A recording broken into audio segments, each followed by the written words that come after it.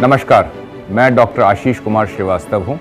Senior consultant neurosurgeon Delhi में काम करता हूँ और लगभग पिछले 28 साल से यहाँ पर कार्यरत हूँ। न्यूरोसर्जरी में काफ़ी बड़ा भाग जो है वो स्पाइन या रीढ़ की हड्डी के इलाज का होता है और इसका महत्व इसी बात से स्पष्ट हो जाता है कि हमारे शरीर में होने वाली बहुत सारी बीमारियाँ स्पाइन को प्रभावित करती हैं। विश्व में स्वास्थ्य के विषय में काम करने वाली संस्थाओं में WHO यानी कि वर्ल्ड हेल्थ ऑर्गेनाइजेशन सबसे बड़ी संस्था है।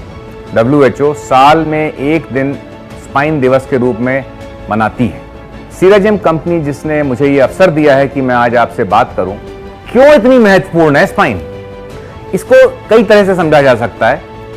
हम ये देखें कि मैं आपके सामने खड़ा हुआ हूं, आप मेरे पैर देख सकते हैं, हाथ देख सकते हैं, शरीर में देख सकते हैं, सर देख सकते हैं, लेकिन आपको क्या ये महसूस नहीं होता, प्रतीत नहीं होता कि ये सभी अंग जो हैं वो किससे जुड़े हुए हैं? रीढ़ की हड्डी से।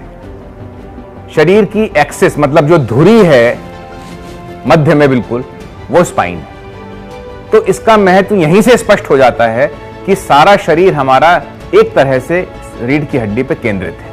कहते हैं ना कि prevention is better than cure. तो हमको अपनी रीढ़ की हड्डी को संभालने के लिए बचपन से लेकर और मृत्यु पर्यंत ध्यान रखना पड़ेगा। भारत एक गर्म देश है। यहां पर लगभग 10 महीने, 12 में से 10 महीने गर्मी रहती है किसी ना किसी रूप से। बारिश भी होती है, लेकिन सर्दी का मौसम बहुत छोटा हो गया है। इसलिए हम लोग गर्मी के महत्व को उतना नहीं समझते, क्योंकि हम लोगों को हमारा देश गर्म है। लेकिन ठंडे प्रदेशों के अंदर गर्मी को एक स्वास्थ्य के लिए अच्छी चीज माना जाता है। हम लोग भी गर्मी को प्रयोग में ला सकते हैं और करते हैं। आप लोगों ने सब ने ये देखा होगा कि हमको जब चोट लगती है या कोई मांसपेशी में चोट लगती है या कोई हम गिर जाते हैं, तो उस हिस्से को गर्म रखना जो है उससे हमको एक अच्छा आभास होता है और ठीक भी जल्दी होते हैं। तो सर्दी से बचना चाहिए, क्योंकि उससे हमारे शरीर में जो ठीक होने की क्षमता है, जो रोग को हराने की क्षमता है, वो कम होती है। तो अब बारिश ऑलमोस्ट खत्म हो रही है और सर्दियां आने वाली हैं।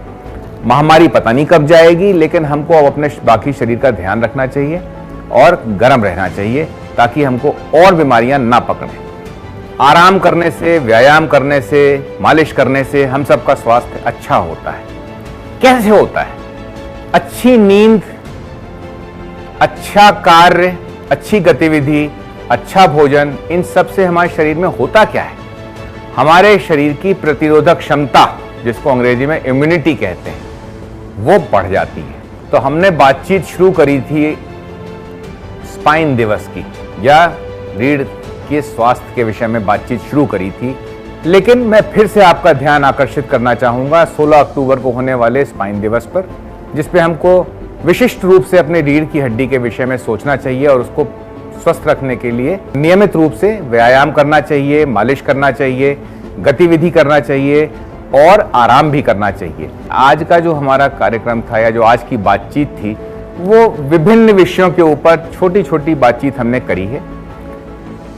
अगर आप इससे ज़्यादा जानकारी लेना चाहते हैं या इसके विषय में और समझना चाहते हैं, तो YouTube पर कुछ वीडियो हैं हमारे बनाए हुए, जिनमें आपको और अधिक जानकारी मिलेगी रीढ़ के विषय में, उसकी बीमारियों के विषय में, और कैसे उनसे बचा जाए, कैसे उनका इलाज करा जाए और कैसे उसको स्वस्थ रखा जाए।